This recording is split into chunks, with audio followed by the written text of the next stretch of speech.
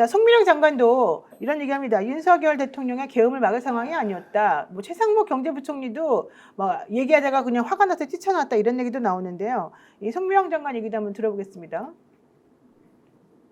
회의의 끝이 없었기 때문입니다. 그러니까 지금 회의를 마칩니다라는 선언이 없는 상태에서 잠시 들어오셨다가 나가셨습니다. 나가셨고 앉아 계신 분들이 당황해하면서 어디 가신 거냐 이런 상황에서 누군가가 휴대전화로 틀었습니다. 근데 육성이 흘러나온 겁니다. 바짓가랑이라도 붙잡고 몸으로라도 막을 수 있는 그런 상황이 안 됐습니다.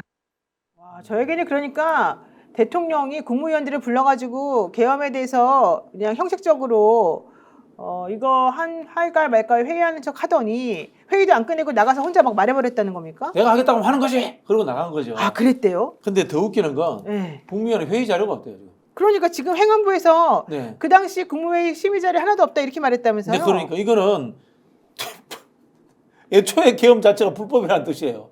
회의 자료가 없는 게 세상에 대한민국에 어디 있습니까? 있을 수가 국무회의라는 게 헌법에서 규정되어 있는 회의인데 네. 그걸 안 하고 계엄을 선포했다. 이거는 제정신이 아닌 겁니다. 제정신이 아니고 이게 무슨 뜻인지 아세요? 이게 이런 거를 선사시대라고 합니다. 아. 우리가 이제 문명이라고 하는 것이 네. 글자로서 역사를 남겨야지 문명이 기록된다고 하거든요. 지금 윤석열과 그 일당들은 스스로 야만인이라고 이야기하는 거예요. 국가를 운영하면서 회의 자료를 안 남겼다. 조선시대 우리 조선왕조 실력이 왜 존재합니까? 문명국가이기 때문에 존재하는 거거든요. 그런 네. 수준을 스스로 이렇게 증명해 버린 거예요. 기가 차고요. 그 다음에 만약에 그 사실이라면은 나머지 국무위원들은 찬반에 관계없이 징벌을 받지는 않을 것 같아요. 국무총리만 받을 것 같아요.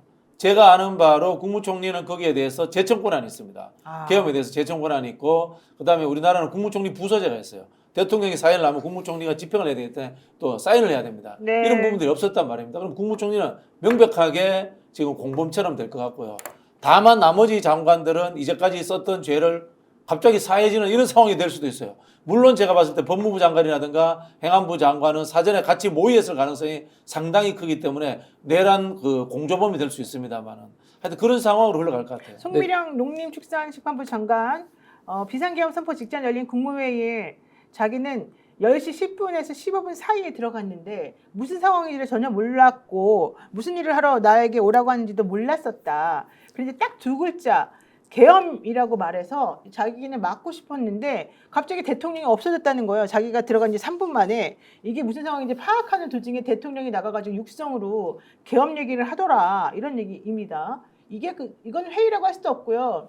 국무회의 하면 보통 11명 3분의 2는 채워야 된다고 뭐 이렇게 형식 요건이 있다고 그랬는데 사실은 이것도 안 맞춘 거 아닙니까? 그러니까 회의 개시도 없고 종료도 없었다는 네, 거거든요. 그냥 애매하게 우왕좌왕 하는데 윤이 들어와서 계엄한다는 몇 마디 하고 그냥 나갔다는 거니까 한덕수 총리는 근데 반대를 30분 했다고 막 그런 얘기 나오던데. 그건 또 딴소리예요. 딴소리예요? 그러니까 윤이 회의장에 그러니까 국무회의장에 들어와서 저 송 장관은 2분 정도였다고 말했고 한덕수는 6분 정도였다고 얘기하니까 세상에. 어리버리하니까 그 사이 어디쯤 되겠죠. 근데 정식으로 이제 계엄 발동에 대한 합법적 요건을 갖추지 못한 건 분명한데 맞습니다. 이건 제 의견이 틀릴 수도 있고 좀 어리버리 저도 한데 뭐냐면 타겟 지점을 좀 명확히 하는 게 낫지 않을까요? 이 관저자들에서 다 나와야 되는데 저 내각의 대부분은 좀 어리버리해요. 그러니까 네. 뭐가 뭔지 모르는 채 엮인 거예요. 저 정권에 들어간 거야 뭐 우리가 박수 못 쳐주겠지만 이 계엄이라고 하는 국가 범죄에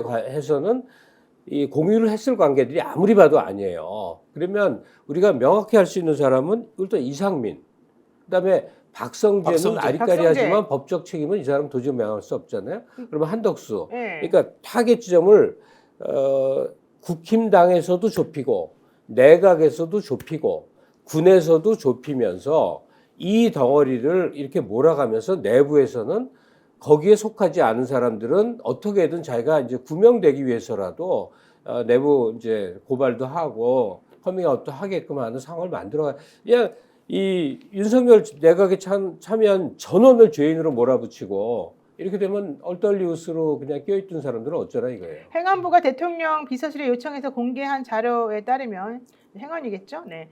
지난 3일 밤 10시 17분에 시작한 국무회의는 약 5분 만에 종료가 됐고 회의록에 안건이나 발언 유지 등도 전혀 포함되어 있지 않았다라는 것입니다.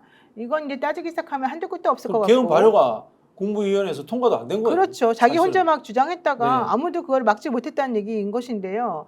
근데 왜 유인촌 장관은 또 나서가지고 자기가 어제 막 눈물 흘리듯이 막 그런 식으로 대통령 옹호하고 그랬을까요? 그분은 뭘까요? 유인촌 장관은 탤런트 본능이 그 당시에 연기자는- 자리도 없었던 것 같은데 연기한 연기자라서. 겁니까? 연기자니까. 우리를 상대로? 아니겠죠. 이 중요한 상황에서? 전 이해가 안 가는데요. 나이들이 있고 스스로 보수라고 하고 경제력이 있는 사람들에게 좋은 인상으로 남고 싶은 거겠죠. 네, 품격 있는 보수 뭐 이런 거 해보고 싶은 것 같아요. 그 송미령 장관 제가 개인적으로 좀 알거든요. 혹시나 우리 정부가 들어서더라도 이분 나쁘지 않은 사람인데 장관 되면 안 돼요. 이분 왜요? 이제 농업 경제 전문가거든요. 네. 그냥 정책 조언하시면 돼요. 장관은 정치인 자리입니다. 정치적이고 정무적 판단을 저 자리에서 할 수 있어야 되거든요. 강단도 있어야 되고 그런 사람이 장관하는 거지. 정책적 아이디어 많고 그 다음에 무슨 뭐라고 합니까 이 대통령에게 조언할 수 있다고 해서 장관하는 거 아닙니다. 송미령 그 말씀 드리고 장관이 작년 12월에 장관으로 임명이 됐고 여성 장관으로서 사실은 최초 이 정부에서는 최초 아니었나요? 근데 최초에는 이분이 예. 박근혜 정부 때도 이제 농업경제연구원이라고 농경연이라고 여기서 이제 농촌 정책 전문가죠. 이 그걸 사람이. 이제 조언을 했고 문재인 정부 때도 조언을 했고요. 했는데 제가 말씀드리지만은 정치인이라는 게 정책 전문가가 하는 게 아니에요. 정치라는 것은 결국은 민심을 읽을 줄 알고 국민들 속에서 역사적 흐름을 개척하는 것이지 정책 잘한다고 해서 절대 장관 되는 거 아니다. 이 말씀 제가 다시 한번 드리고 싶어요. 문재인 정부 때도 쓸데없는 정책 전문가들 들어와가지고 국정 제대로 운영 못한 경우 엄청나게 많았습니다. 위원회. 네네네. 그 말도 못하게 많은 위원회. 네, 이런 분들 그냥 위원회 가시면 됩니다. 그냥. 돈 낭비 안 되죠. 그렇습니다. 자, 그러면 이제 우리 토요일 날 어떤 식으로 될지 오늘 그 국민의힘 의원들 중에서 탄핵에 찬성한다는 의견을 표시한 사람 보면은 김재섭 의원까지 한 5명쯤 되지 않습니까? 7명으로 알고 있는데. 7명입니까? 네. 안철수 의원, 그다음에 김상욱 의원, 그다음에 김예지 의원, 그리고 김재섭 의원. 조경태 의원이 근데 왔다 갔다 하는 것 같아요. 할 거예요. 할 거예요. 아이씨, 껴주기 싫은데. 조경태 의원 지역구가 예. 해야 되는 지역구입니다. 그래서 조경태 옛날에 민주당으로 당선됐잖아요. 네, 그럼. 그렇죠. 그러다 보니까 그 지역구가 호남연 원적자들이 민주당으로 3선을 했어요. 부산에서 제일 많이 사는 곳이에요. 그러면 어쨌든 자, 그럼 조경태 의원까지 치고요. 또 네. 누구 있습니까? 저 제법 있을 거라고 봐요. 그때 어디서 계산하는데 7명까지 확실하다고 원래 계속 뭐 그랬거든요. 10명 넘는다는 소리도 사실은 있어요. 저는 한 15명 가까이 이상 나올 거라고 봐요.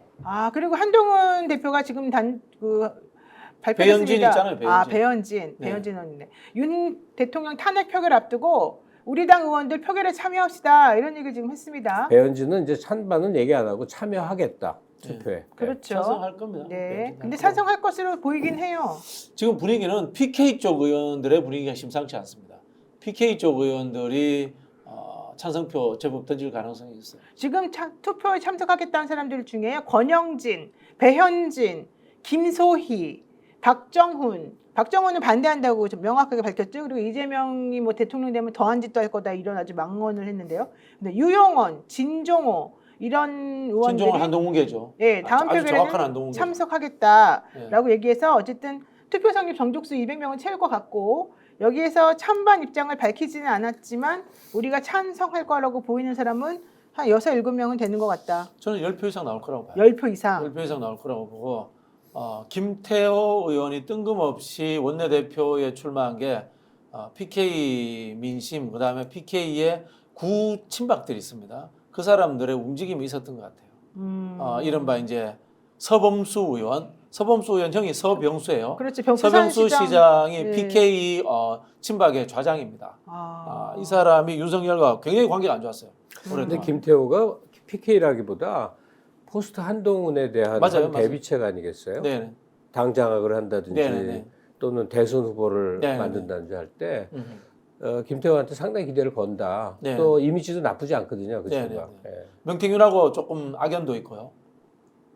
그래요. 맞아요. 네, 김태호 의원이 지역구로 옮기게 됐는데 그 과정에서 윤석열 쪽과 굉장히 불편했다. 그리고 옮기라고 할 때 처음에 김해로 가라고 해서 깜짝 놀랐다. 그나마 양산으로 가서 당선될 만했다. 뭐 이런 이야기들이 있었거든요. 그러니까 권영진으로 가면 권영진이 아니라 권성동. 권성동으로 가면 볼 것도 없이 골로 가는 것이고 네. 김태호로 가면 그냥 제가 생각하기에 국힘으로서는 최상의 선택이 될 거예요. 마치 재건하는 듯한 모습으로 갈 수가 있으니까. 그리고 윤하고의 이 관계에도 상당히 끊어낼 수가 있고 연고가 없잖아요, 김태호도. 어쨌든 중요한 건 한동훈 대표는 의원이 아니기 때문에 표는 안 가지고 있지만 그래도 지금 한동훈 한 표 확실한 거 있습니다. 진종호 표는 확실하답니다. 제가 들은 바로. 근데 솔직히 진정호 의원도 지난번에 표결에 참석 안 하는 것을 보고 좀 실망했다는 사람들이 많고요. 아마 그때 진종호는 참 제가 알 수 없습니다만은 길을 못 찾아서 헤맸을 가능성이 있다고 봅니다. 아이, 그리고 이번에 정말 웃겼던 게 박덕흠 의원하고 최수진 의원인가요? 네네. 이번에 그 긴급체포 8명 그 신속하게 긴급체포하라라고 하는 그 결의안에 찬성한 의원들 중에 이름 들어간 네. 사람하고 너무 이상해갖고 다들 놀랐죠. 물어봤는데 잘못 눌렀다. 그래서 23명으로 발표했다가 22명으로 줄어들고 네. 또 박덕흠 의원 같은 경우에도 이 상설특검 또 찬성한 것으로 나왔는데 알고 봤더니 자기도 잘못 누른 거다 뭐 이런 식으로 원래 그런 사람이에요. 어이가 없어가지고 내가. 이른바 이제 박덕흠 의원이 업자예요. 그러니까 사업을 하러 이제 의사당이 사업하기 위해서 이제 북한에 의원하는 거예요. 그죠. 아 그래요? 네네. 어쨌든 이번에 토요일에는 그러면은 좀 국민의힘 의원들이 많이 좀 달라질 것으로 보이고 국민의힘 의원들이 특히 제가 좀 기대하는 거는 지역 의원, 그러니까 지역구를 가지고 있는 비례의원들 말고 지역구 의원들은 그 지역 주민들로부터의 항의 네. 이런 거에 사실은 못 견딘 정도라고 견뎌요. 해요. 특히 배준영 의원 같은 경우가 강화잖아요. 그분이 윤상현 의원하고 지금 비슷한 상황이 돼버렸어요. 배준영 의원에게 그 강화에 있는 주민들이 탄핵에 찬성해야 된다. 지금 이게 무슨 꼴이냐 하면서 막 연명으로 막 엄청나게 성명 내라고 이제 편지도 보내고 그랬는데 그분이 그걸 무시하고 탄핵 표결에 참석을 안 했잖아요. 지난번에. 이번에 아주 난리가 났어요. 배준영 의원 같은 경우에는. 그래서 지금 자기가 원내대표 나가는 상황에서 수석 대변인가 그렇죠. 예, 그분도 자기 자리도 좀 내놓고 좀 어디 도망다니고 있다는 얘기가 나왔는데 그런 걸 보게 되면 확실히 지역구 의원들은 그렇죠. 이 주민들의 마음을 잡지 못하면 안 되는 것 같긴 합니다. 2018년도 지방선거 때 네. 민주당이 부울경을 석권을 했습니다.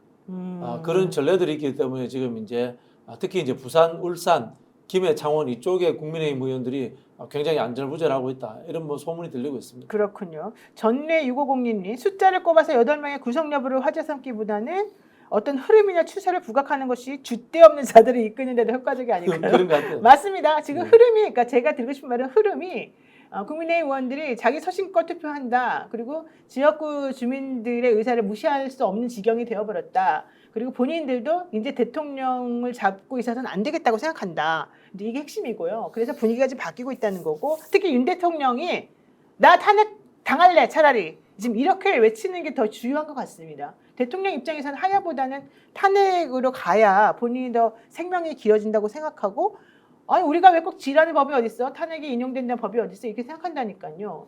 대통령이 그래야지 부정선거 관련해가지고 자기가 가지고 있는 자료도 좀 풀고 그렇죠. 예, 본인이 억울함을 호소할 수 있다고 생각한답니다. 이렇게 되면은 토요일 날은 아무래도 좀 탄핵이 가결되겠네요. 가결될 것 같아요. 네네. 오늘 하루 종일 만나는 모든 사람에게 어떨 것 같냐. 다들 이제 짐작일 뿐이니까. 그렇죠. 근데 뭐 압도적으로 이번 주 되지 않겠냐 그 얘기들을 하더라고요. 그러니까 감이 그렇게 와 있는 것 같아요.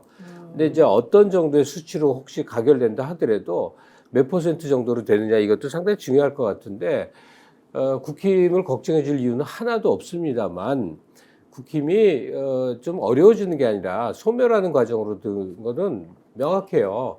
윤회 와서 이제 극단적으로 됐는데 뭐냐면 그냥 극단적 태극기 플러스 뉴라이트 결합이 돼버린 거예요. 네. 그들이 자랑스럽게 여기는 산업화 세력의 후신이 아니라 없어졌어요. 그런 사람들. 그러면 힘이 세잖아요. 인적 자원들도 아주 풍성해지고. 근데 그냥 그 전광훈 밑에서 그 나와서 한마디 하는 류의 사람들 김문수 까라가 지금 주류가 돼버리니까 네. 그리고 그런 정권이 돼버리니까 이 사람들은 갈 데가 없죠. 그 자유통일당인가 어디 그 공화당. 우리 공화당 자유통일당 뭐 다르죠. 예. 의석 정광훈 얻지 네. 못한 그런 아스팔트 당 있잖아요. 멘탈리티가 똑같고 주장하는 바가 똑같아졌어요. 그러니까 이것들이 다시 재생을 하기 위해서는 이 부분을 끊어내야 되는데 그 끊어내는 상징행위가 탄핵의 표결 숫자를 의미하는 거예요. 그렇죠. 네. 우리가 태극기랑 절연하고 원래 보수 세력의 자리로 가겠습니다. 이걸 보일 수 있으면 국민들도 다르게 보죠. 맞습니다. 근데 일단 뭐 저도 긍정적으로 탄핵이 통과될 거라고 봅니다만은 네. 안 되더라도 실망하실 필요는 없습니다. 그럼요. 계속하는 거죠. 윤석열 구속됩니다. 음. 그러면은 결정적으로 와르르 무너집니다. 네. 그리고 저는 윤석열 구속과 더불어서 또 주의 깊게 봐야 될 것이 추경호를 검찰이나 경찰이 소환만 하더라도 완벽하게 무너질 겁니다. 아니 저 추경호 사람은. 원내대표는 지금 의원들이 150명 됐습니다 안 됐습니다 이거를 대통령한테 보고한 것 같아요. 그런 것 같습니다. 예, 그러면서 국회의장한테는 좀만 기다려주세요. 우리 의원들 와야 돼 이렇게 거짓말하고. 우리 개헌 무차들 와야죠. 이렇게 생각해 아니 주시면 나쁜 돼요. 사람이에요. 아니 나쁜 사람이 아니죠. 내란 공범이죠. 그렇죠. 그러니까, 네네네. 네. 이 사람은 징역 오래 살걸요. 네. 스픽스는 말하는 언론입니다. 대세는 유튜브, 그중에서 스픽스. 좋아요, 댓글, 구독, 알림 설정. 여러분이 저희를 사랑해 주시고 우리가 여러분을 사랑하는 4가지 방법입니다.